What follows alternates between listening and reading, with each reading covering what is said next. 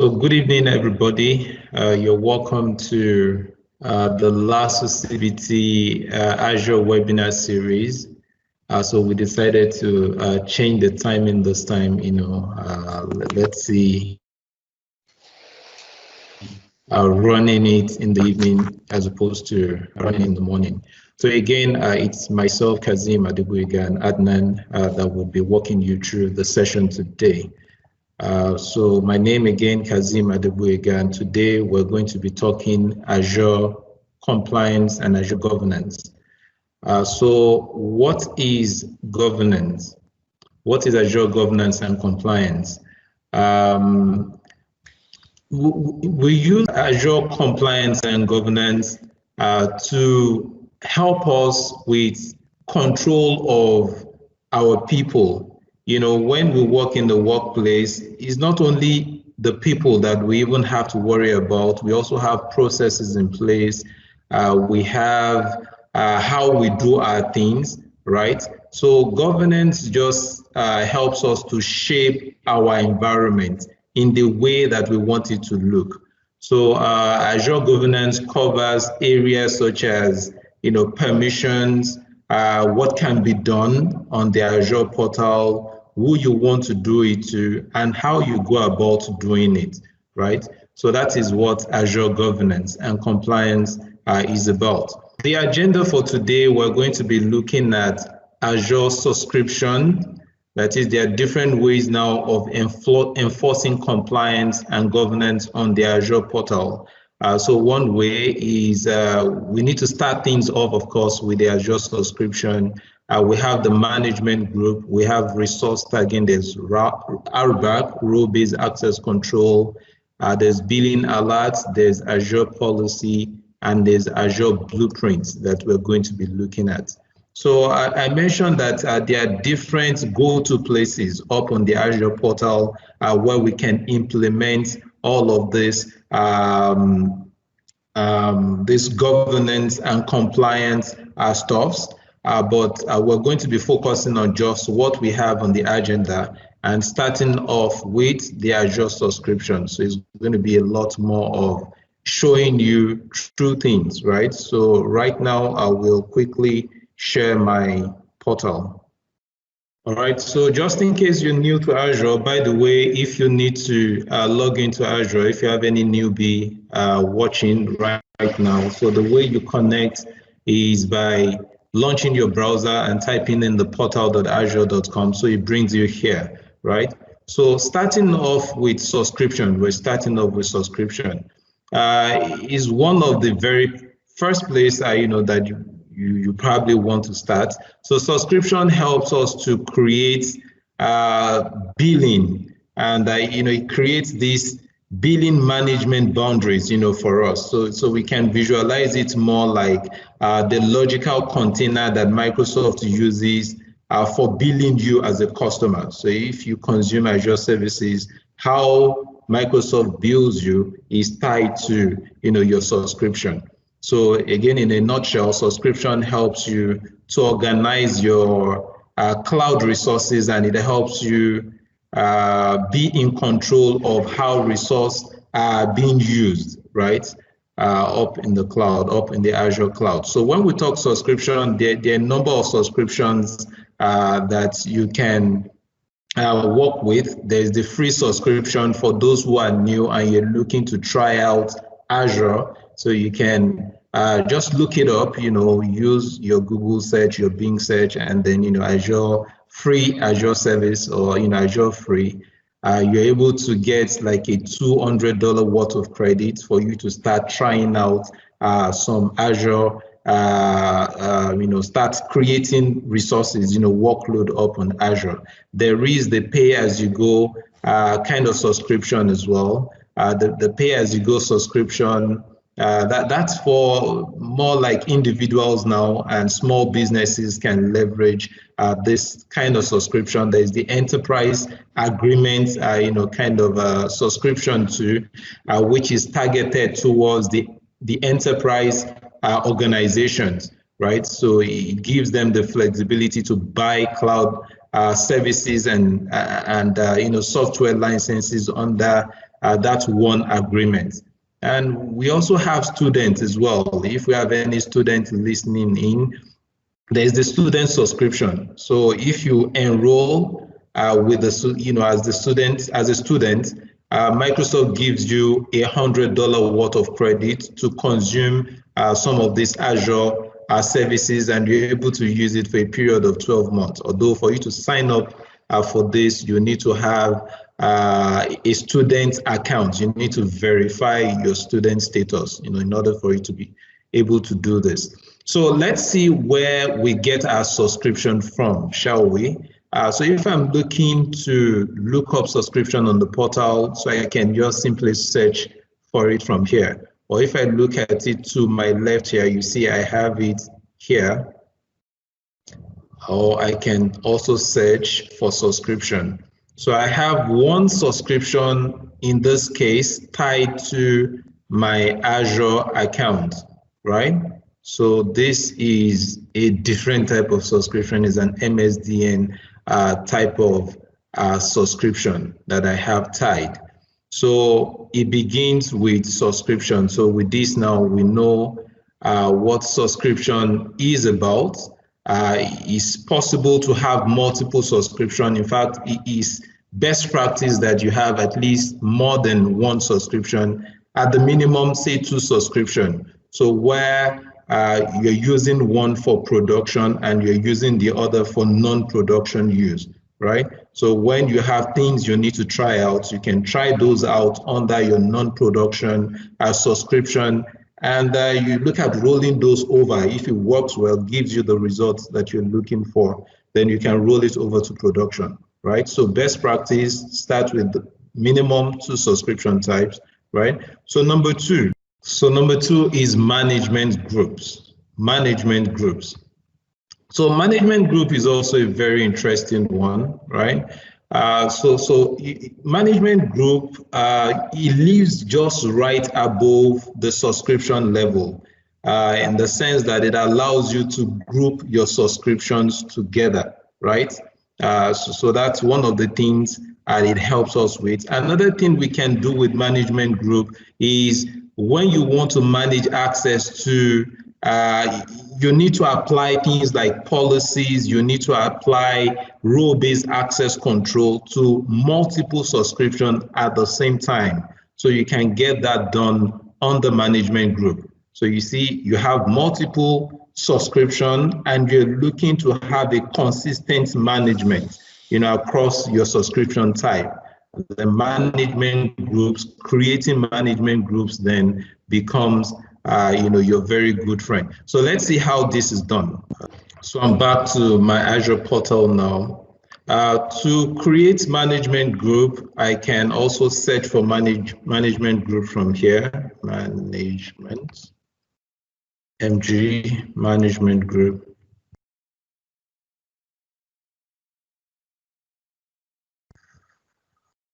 So I have some created. It's possible to have multiple management groups. In fact, you can have them set up in the form of hierarchies. So you can next one management group inside of another management group. So if I'm looking to add one, I will add it from here, add management group. So I'll give my management group, this ID, so I can call it, we call this last CBT. So the ID keeps it unique, right? So this is a globally unique identifier for your management group. And then you can give it a display name, of your choice. So I'll call this last CBT webinar, right? And I can save it up. Okay, good and good. So now that the management group has been created, you can now look at having your resources inside of the management group, right? So I can click on the management group now. And the way you manage the management group is by clicking on details. So when you click on details, you see I can add subscriptions now to this management group that I've just created.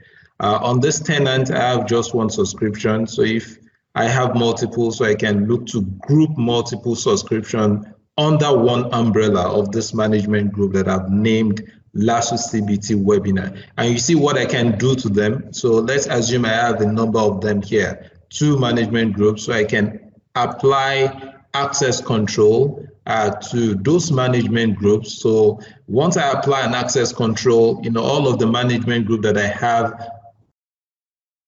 all of the subscription that I have under the management group, inherits that access control. And I can as well apply policies. I can create policy and also apply policy to them from here. So I guess in just a little bit, Adnan would as well be walking us through how to set up role-based access control. The next one is resource tagging.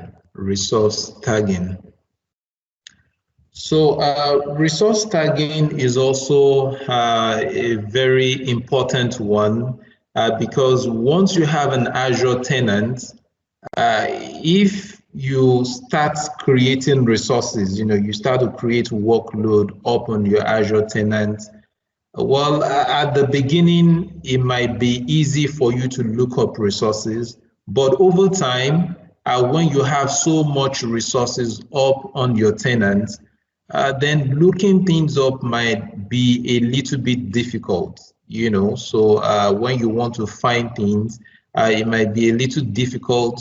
So one way of arranging your resources, of labeling your resources, is to tag them, right? So there are different ways now of creating tags. So there are different ways that we can do this. Let me just go to the portal and show it to you right away. All right, so if I need to tag, how about we start with, let's create a resource group real quick. I'm just going to create one. And by the way, you use your resource group to also logically group your resources that have the same, maybe we can call it lifetime scope now. It's best practice that you group those kind of resources together such that if you need to delete those resources at a later date, it's easier for you because all you need to do is drop the resource group and all of the resources that you have contained in that resource group goes with it. So you don't have to manually deleting every single item. So I can just give this a name, LASU CBT, and give it a region of my choice. So and then create this. Okay, so this has been created. So I'm going to select the resource group. So you see, I can start to create tags from here. So I can select it. You see, there's a place for tags. So name, how about I do things like I have owner, and the value for the owner is, let's use my name, Kazeem. So I can have as many, created. So I can do, how about I do another one, billing, let's call it billing. So billing, I can have the value of LASU CBT associated with this. You get the picture here, so just give it a name and a value. Once you're done, you can save things up.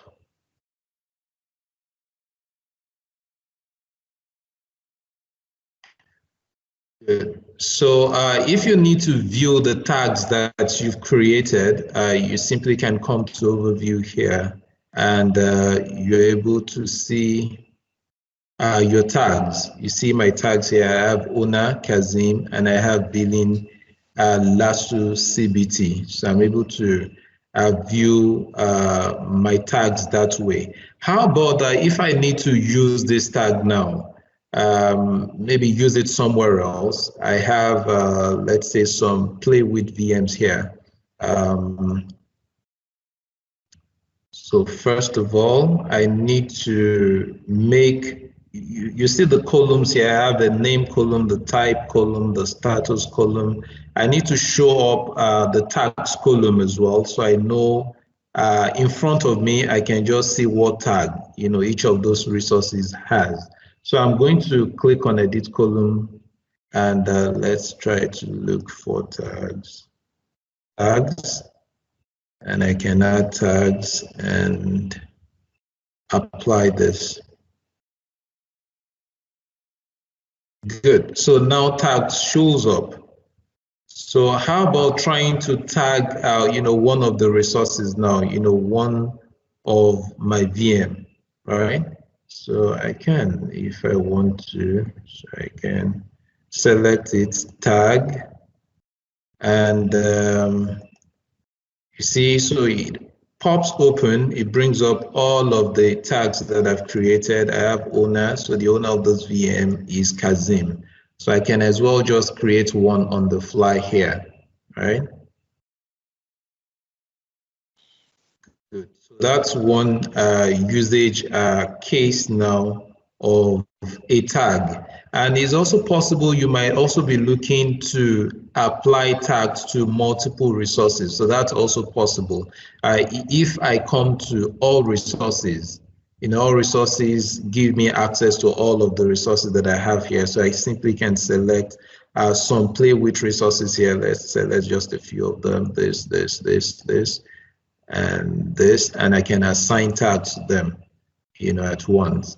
So you see, so that we can also do assigning tags to multiple. So I can as well search for tags if I want to, tags, click on it, and I'm able to see my tags. And if I want to see which resources, is this tag tied to, so I can also take a look at that by clicking on it, and I can see that, oh, I have just resource group that this particular one is tied to. I click on owner, I should have a VM in the list and then the resource group. So this is how we work with tags. So I guess towards the end now, we can ask questions if there are questions now to ask.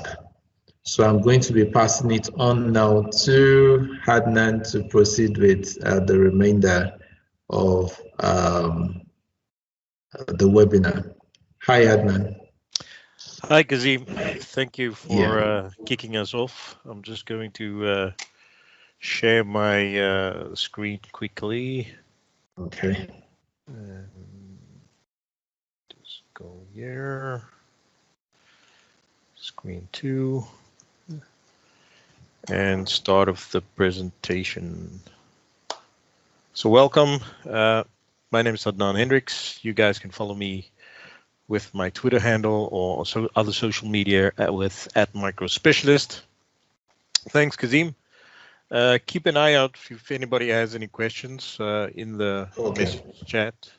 All right. I'm just going to continue with role-based access control. Now, one of the questions that I quite often get is from clients is, in the cloud, who's got access to all the resources that you're creating? And Kazeem has shown how you can modify or group your subscriptions in one management group. And even though you have specific rights to specific subscriptions, like owners, etc., and the people that's responsible for payment, within the subscription, they're going to be creating resources. So with role-based access control, we can go and apply specific rights, so grant access to resources within resource groups or specific subscriptions. So you can specify the type of access to specific users that need to perform a specific task. And there's a number of built-in roles that you can also assign these different security principles as, for example, you have somebody working in your IT organization, in your company, and you only want him to be able to either create virtual machines or just be able to do anything to do with a virtual machine and deny him access to the rest of the stuff. Or you might have a small department or team that needs to do something specific in your Azure subscription, and you want to give them free rein to do whatever they want, but not everywhere within the subscription. Then you can easily create a resource group and just assign them with the right permissions to have the right RBAC on that specific subscription. So the way you can, or there's certain things that you need to do, you have a security principle. So that's either your Azure AD users, those people. You can also assign it as group or service principles. Then you're going to define a role or a collection of permissions that will specify what the person is allowed to do. For example, he can read whichever resources there are, write to change specific resources, or delete specific resources. And then there is the scope. So the scope is really that access boundary, what resources is this specific rights limited to or limited as, and then you can assign the scope to either the management group and all the subscriptions and resources below that can inherit that role-based assignment access control or rights, or you can set it to a specific resource group or subscription or even a resource. So access to the parent scope is inherited at the child scope. So just to go into the demo quickly and into my subscription, I'm just going to go to my resource groups, and any specific resource group, I can just go to access control, add a specific role assignment, and then I can look up the person or specify the group and select what kind of access this person should have. For example, I'm just going to select virtual machine at the bottom. So this could be a virtual machine contributor that can have access, and I can specify the specific person that will have those rights, and then that role assignment is applied. I can also view specific role assignments, and this person will only have access to this resource group with those rights. So scoped to, and there's a number of different role definitions and roles and built-in roles. So I could quite often, you'd specify somebody reader access who just needs to read or view the different kinds of information that's in there.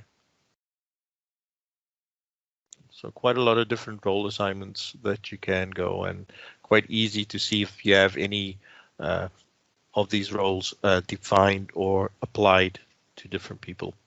So depending on the type of resource, you can go and specify the different access to that role.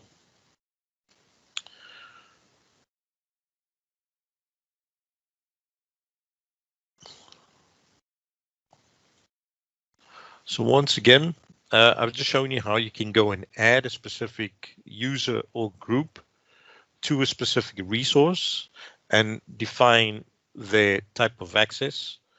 For example, you can apply the virtual machine contributor or a different kind of built-in role to a specific resource, or in this case, to the management group and any underlying resources within the subscription, within the management group, depending on the scope, can just inherit those roles.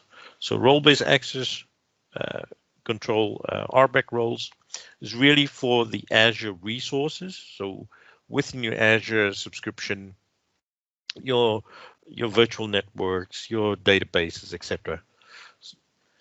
So quite often people really try to find what's the difference between RBAC roles and things like Azure AD admin roles.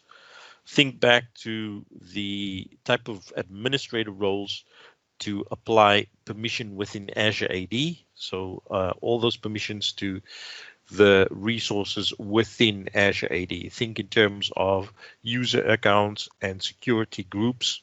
So that has more to do with access within Azure AD specific resources.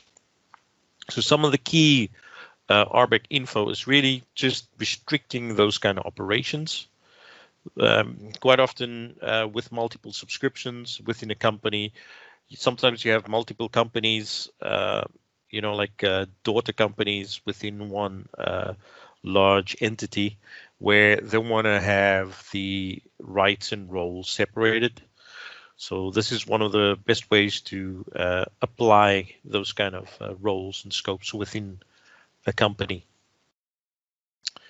So next step was looking at billing alert or cost and management. So we can really have a control on the spending. For example, with RBAC, we're looking at the access and the rights to be able to create a resource. Now we want to define to what level do we want these guys to be able to spend. Remember, it's pay-per-use billing within Azure. So whatever you create, there's a cost to it. And you don't want somebody to go and accidentally deploy, he's a virtual machine contributor, so he's allowed to create a virtual machine. But you want to control the type of, costing so that if he's deployed the wrong size, very expensive one, that you want to make sure that you don't end up with an unexpected bill at the end of the month. So with the cost and management, you can actually analyze cloud costs, but most importantly, you can set or monitor with budgets. So you can go and define, for example, you can define specific budgets for monthly, quarterly of your spend with a specific monetary threshold. And then whatever you've defined, you can get an alert and also stop the resources from happening. Now, a lot of the subscriptions that I use are complimentary subscriptions that I get from Microsoft. So it doesn't cost me a cent, but they do have limits. So quite often, if I run out of my credits, then all my subscriptions stop as well. So they've put a quota on all my subscriptions. So within a company, quite often, within the teams, we'll look and see what the budgets are for the company. So going back to my subscription over here, there's my mouse. Just quickly going to my dashboard, my subscriptions, cost and management and billing. Under cost management. So here I can go and either create a budget. So there's a lot of things that you can do, cost analysis, forecasting, look at trends. There's also looking at your invoices and your payments, and the cost alert is where I can specify those alerts with my budget. So first I need to create a budget. I can assign my budget to a specific management group. I specify the name, the period, and then creation date. And the important part is give it an amount threshold. For example, I can put in a specific amount, and then if that amount is reached, it will just specify that. So once I've specified a budget, I can go and add an alert, and then add an alert, and that will just create a notification, send an email to email address that I specify. So quite easy. Cost analysis as well. You now normally in a normal let's see. Okay, no usage to report. It's because mine's free. I really just look at my resources. This doesn't cost me a cent, but normally this is a really handy cost analysis thing to have a look at, where you can see the actual cost that's in usage and the forecasted amounts, depending on the average billing. But budgets, easy to install. You just have to add them. You can specify specific monthly, quarterly, yearly budgets, etc., and then just create an alert to send or act on that.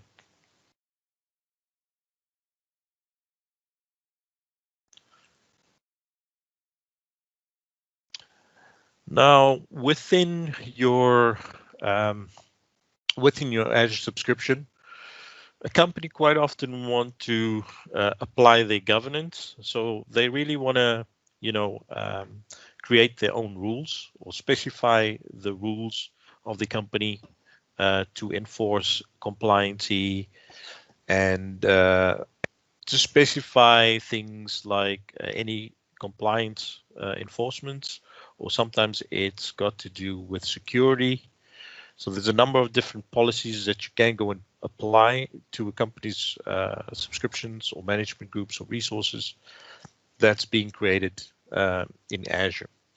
So depending on the policy that you will define, if there are resources already created, it will just do a compliance, but you can specify a policy in creation. For example, you want to control where a specific resource resides. For example, a company might decide they only want to allow specific Azure regions, and then you can specify that so that any other regions that fall out of the normal legislative boundary of a customer or a country, that the data kind of resides in that region.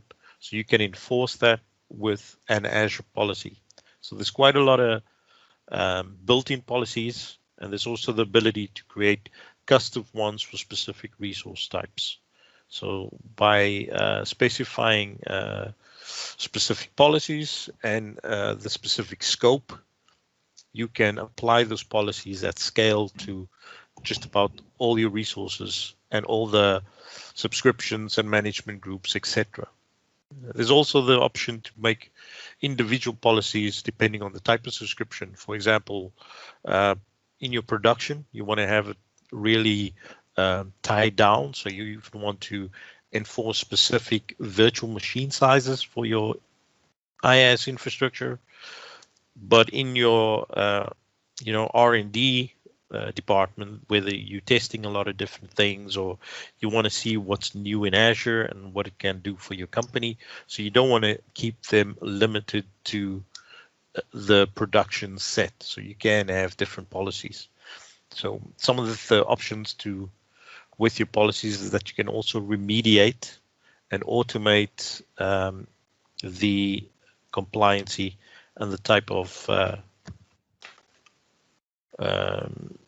enforcement that you can apply is deny the creation of the resource. So 3 things. You create your policy, which is really just your rule that you want to have enforced. You can have a number of different policies or a collection set up as a policy initiative, and then you have an assignment. So basically the scope of where the policy applies. So when looking at the demo, in my subscription, you can just go to policy or search for policy and open it up. So I already have a few initiatives and policies that show me which ones are compliant and non-compliant resources. So those were already created. And then you can go and drill down and see which ones are compliant or not compliant. A nice compliance information in a nice graph based on the type of policies and initiatives that you've defined. Now, there's quite a lot of built-in ones. Normally, you can go to getting started, where you can either view the built-in policies or definitions or compliance, and some of the default ones that you can see, especially ones that's really handy to have.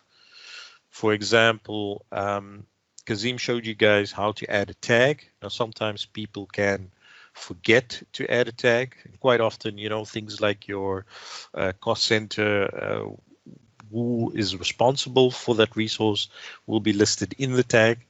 Now, depending on the type of person that's creating the resource, you might forget to do the tag. So what you can do is you can create a policy that will apply a tag to a resource that's created. And if somebody forgets that tag, it can just take the one that's listed as tag for the resource group and edit that. So by definition, there's quite a lot of built-in definitions, and one of the very important ones that I always see and apply within organizations is the allowed locations, because you don't want to create a sprawl, like where you have these different resources created all across Azure, estate. You really want to define it. We always say you create the resource close to your region or the region of your clients. So quite often, allowed locations is one of the most important things and something that you always set as policy. So you can just go and select it and assign that to a specific subscription or scope within your Azure subscription or management group, or I could assign it to a specific resource group. For example, let's do this one. So that's my scope. I want to only allow specific locations, policy enforcement enabled. At the next step, I can go and specify, because this is built-in definition or policy, I can go and apply the specific region. So here I can select for that resource group, only allow West Europe and West US too. If I have a office in West US or close to that region. Remediation, I don't have to apply now. Click on next and click on create, and then it will go and apply that policy to the specific resource group. Now, generally this takes about 30 minutes to apply and be working. So next time I try to create a resource, for example, let's just have a look and try to create something.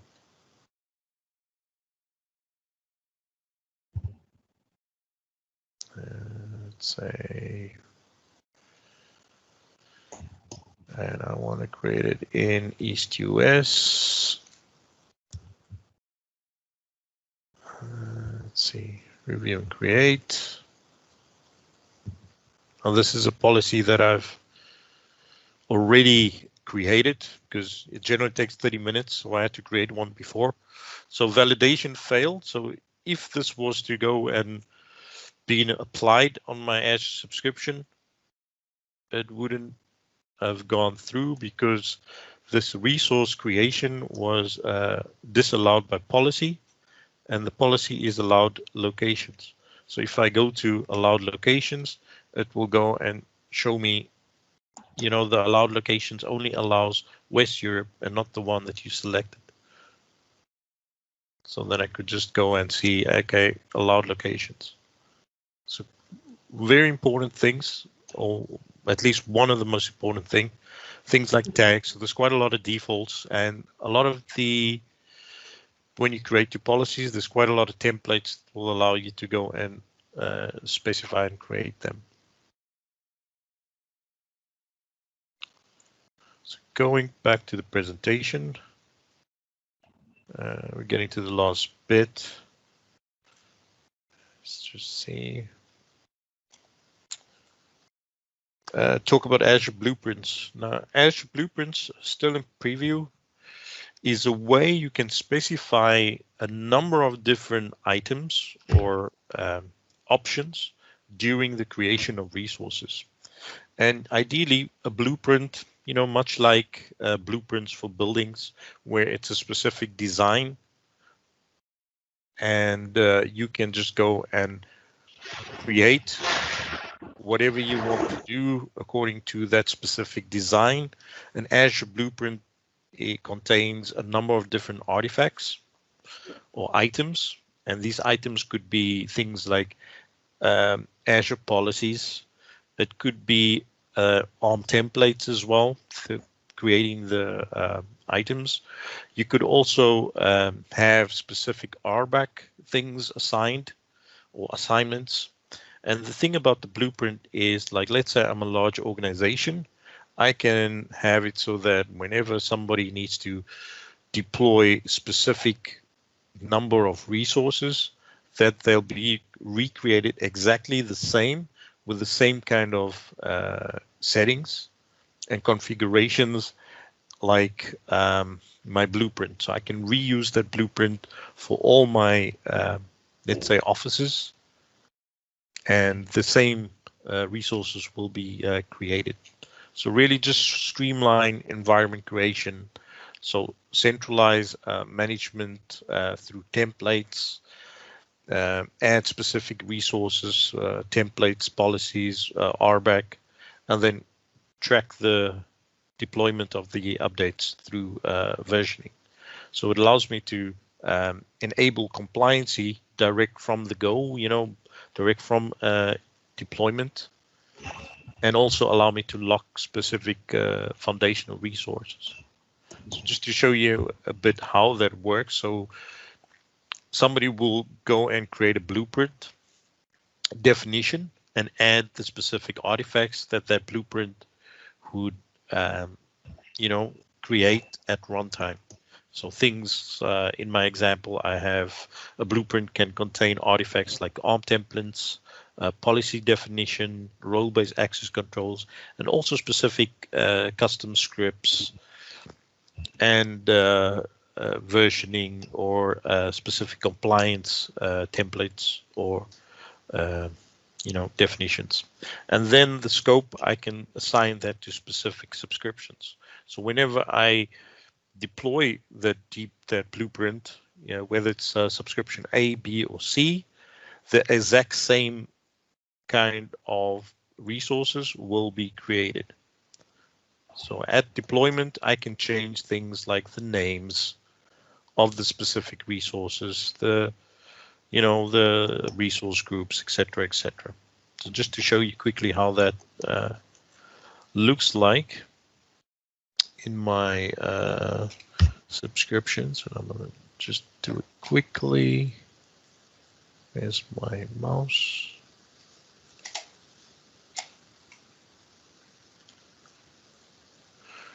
So I've got blueprints. I'm just going to OK that. So once you go to blueprints, bear in mind it's still in preview. And there's also quite a lot of new things happening, but you can either go and create a blueprint, apply a blueprint, or also track where specific blueprints have been assigned. So you can go and click on create blueprint, and there's a lot of sample blueprints with specific compliancy and policies that's already defined. For example, one of the options is a basic networking virtual network that you can go and apply, or you can start off with a blank. I'm just going to click for time constraints, a blueprint to configure a virtual network with a subnet and a network security group. So I can give it a name, VNet blueprint global. I need to save this definition somewhere, so I can save it on a specific subscription. Next, I go and specify the artifacts. So all the different things that I want this blueprint to be able to deploy once it is at deployment. So I can add specific artifacts, but be based on a template. It will go and create a resource group, NSG for VNet and a VNet and one subnet. So I can save this as a draft. So I've defined my blueprint. So once it's saved, I can go and click on my blueprint. It's still in draft. Now I can go and publish my blueprint. Give it a version name, version 1, deploy Office 1, and I can publish that. So once it's published, I can go and assign that blueprint, deploy that to a specific subscription. So at deployment, the details of all the artifacts, that's where I can give it unique names. For example, I can specify the location, West Europe, my assignment name. I can specify if I want specific locks. I give a resource name prefix, and that's really for the different resources that's defined in my blueprint that will create a name. So I can give it, let's say, Amsterdam, location, and then any other specific details. And once I've clicked on assign, it will go and create that assignment and deploy that specific blueprint and create those resources with those configurations. So really, really handy, but there's a lot of ways in which companies are dealing with this, and this blueprint is really just a built-in way of deploying, multiple ARM templates, applying the RBAC, and also Azure Policy.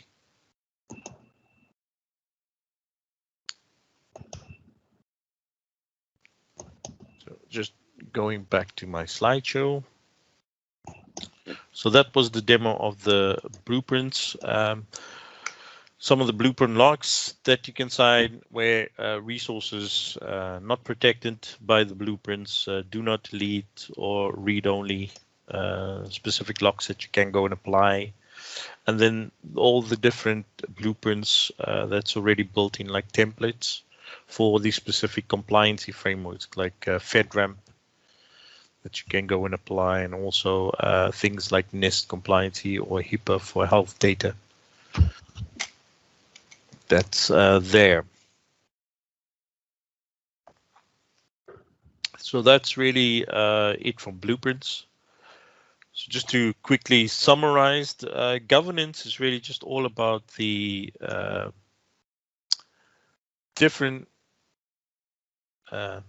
configurations and rules that you want to have applied within your organization on your Azure subscriptions. that is really just about things like the visibility into what's being created in Azure, the accountability, who's responsible for that, and also optimization of those resources where everything's and checks can be set, things like tags, things like blueprints can be made so that you really just recreating exactly the same items with specific configuration settings.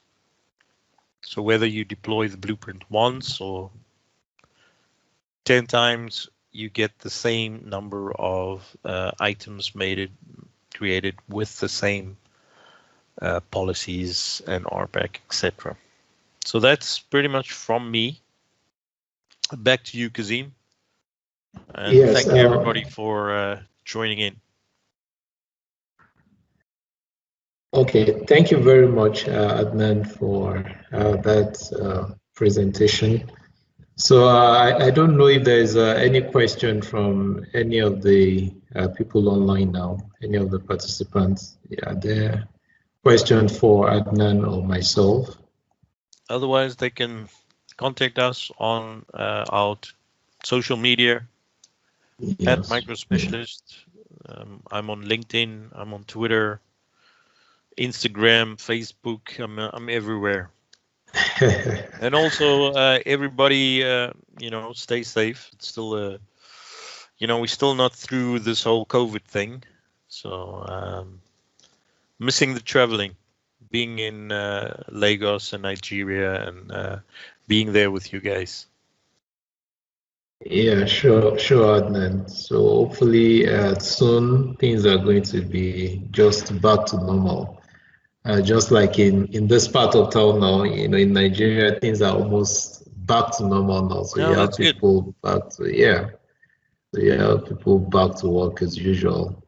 Though with some of still, some of the measures in place now that we still have to comply with. Yes, but it will also be nice to note that they can have a rewatch of it on YouTube as well on the LASU CBT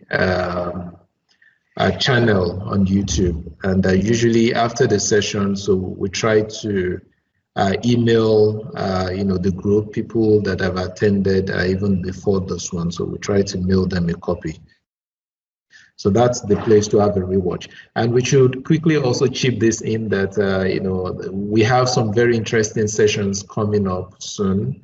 Ignite is next week, Adnan, yeah? Yep.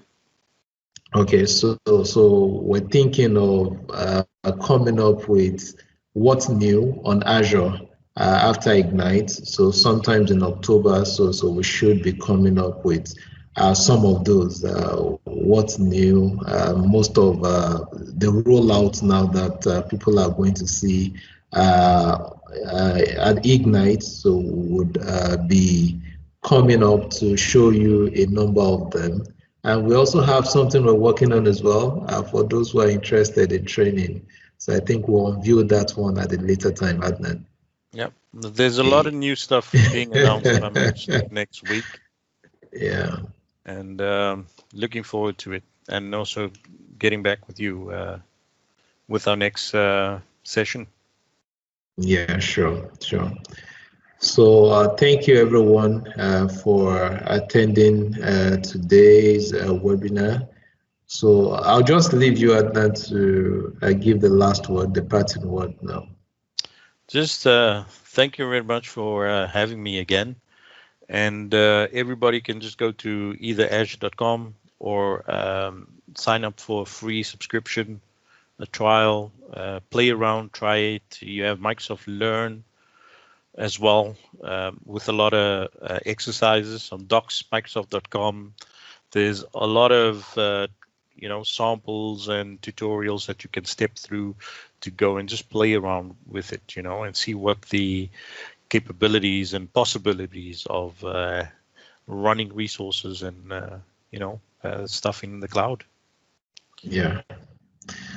Okay, so thank you very much. We'll do this again next month. So continue to stay safe. So it's bye-bye now from myself and Adnan. And bye-bye for me.